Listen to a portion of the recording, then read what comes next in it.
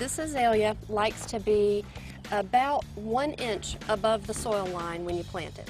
So to keep it from sinking, we just dug down to right here, left that nice and compacted so the plant can sit on that little mound. But then we loosened up the dirt around it deeper so the roots have a place to go instead of digging out the middle. Is there a general rule of thumb on how much larger that hole should be than the actual plant? I say 3 times as wide and at least as deep. And if you take the time to make this little mound, then later you don't have to worry about when you water it, the thing sinking and being too low.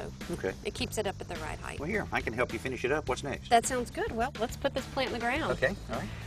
We've got the nice hole ready for it. We're just going to gently pull it out of the pot. It's got good roots. Doesn't look like it's root bound.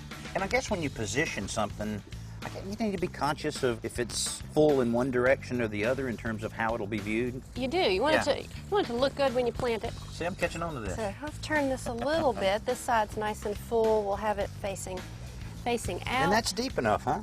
Yeah, plenty deep. I've got some soil conditioner here that's going to just improve the soil some around So you what, just kind of sprinkle that along with it?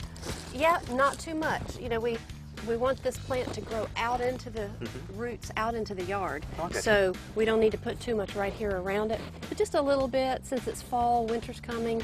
And really with this stuff, just about a shovel full or 2 per plant is all you need. Oh, really? Oh, I just kind of helps keep it from getting too compacted. I think even I can finish this simple little task because I know you have something that you're going to help Story with. Okay.